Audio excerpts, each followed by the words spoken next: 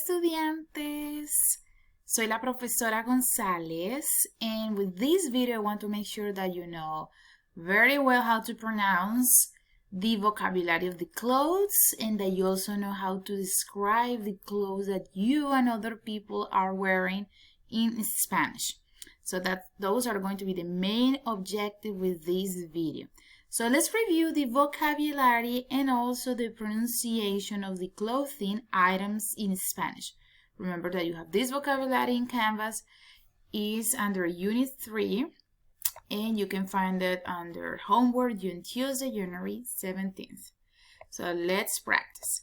Una gorra, un traje, un vestido, una chaqueta, una corbata, unos pantalones o unos vaqueros o unos jeans, un sujetador, unas bragas, un jersey, unas sandalias, unos calzoncillos o unos boxers. I think that one is easier. Una camisa, unas botas, unos calcetines, un cinturón, una bufanda, un abrigo, un pantalón o unos pantalones, una camiseta, una falda, unas zapatillas o unos tenis, unos zapatos de tacón o unos tacones. Remember to talk about a bag or a purse or a backpack. You can also say un bolso, okay? Un bolso. Now that we know this, remember that it can sound kind of, what is this? But remember that words in Spanish, they have a gender. So most of the time, the words that finish in A are feminine. Una gorra, una corbata, una chaqueta, unas botas, unas sandalias, una bufanda. And most of the time, the words that finish in O or a different consonant, they are going to be masculine. Un traje, unos pantalones, unos vaqueros, un jersey, un sujetador, un pantalón, unos pantalones, unos calcetines. Those are examples. So now let's go here to practice. So we also practice the colors. I know that you already know the colors. And remember that, again, the colors that finish in O, they are going to be the ones that are going to be in agreement with the clothing item, which means that if the clothing item is feminine, this color are also going to be feminine. But for the ones, for example, that ends in consonant or a different vowel, no, they are not going to change. They are going to be the same for feminine or masculine. So let's go to practice this. For example, if I want to say that I'm wearing a jacket, I'm going to say yo tengo una, femenino, chaqueta, let's say that is yellow, amarilla, feminine, okay? But what about if I want to say that I'm wearing a yellow dress? Yo tengo un masculine vestido amarillo. So it's the same color, yellow, but here we wrote amarilla because chaqueta is feminine, so the color needs to be feminine. Here we wrote amarillo because vestido is masculine, so the color also needs to be masculine and singular. I can say, for example, yo tengo unos calcetines amarillos. So I need to also add the S because calcetines is plural and because it's masculine. So keep that important information in mind, okay? So, but what about, for example, if I say ella tiene, ella tiene una falda azul. So I'm never going to say azula. No.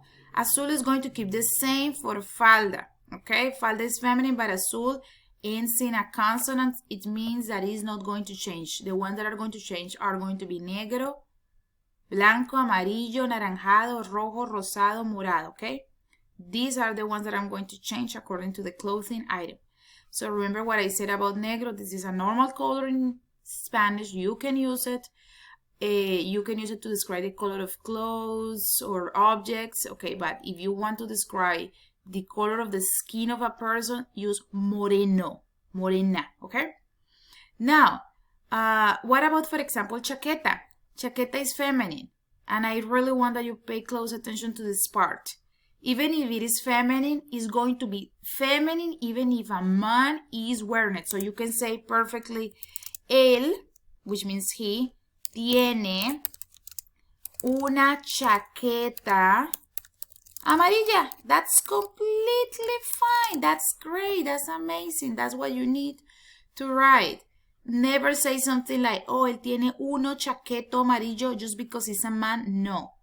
This is not going to change. You can also say, por ejemplo, let's go here. For example, botas is feminine. So you can say, Juan tiene unas botas rojas. This is perfectly fine. It's going to be feminine even if it is a man who is wearing the boots. This is not going to change. The color is going to change according to the clothing item. If it is masculine, so the color is going to be masculine. If it is feminine, the color is also going to be feminine. If it is plural or singular, the color is going to be plural or singular. Keep that in mind, por favor, okay? So now we are also going to practice a new verb. So we can describe the clothes that we are wearing with the verb tener, that I know that you know very well. Yo tengo. Tú tienes, ella tiene, él tiene, nosotros tenemos, vosotros tenéis, ellos tienen, ustedes tienen. You can use that verb to describe what you are wearing. However, we can also use this verb that means to wear. This means, I'm going to write it with a different color, to wear, okay? So, yo llevo. Pay attention to the endings. You need to learn these endings by heart. Means I wear. Tú llevas. Means you, informal wear. Él lleva, he wears. Ella lleva, she wears. Nosotros llevamos.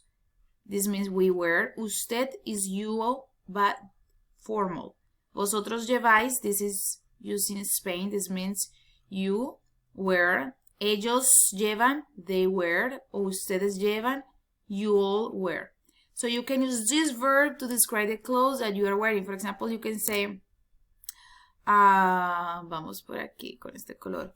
Yo llevo let's go back to this vocabulary, un cinturón, masculine, un cinturón marrón. Yo llevo un cinturón marrón. Nosotros llevamos unos zapatos verdes.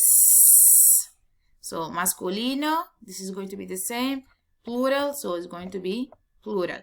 So, learn this verb that you are going to use it to describe the clothes that you are wearing.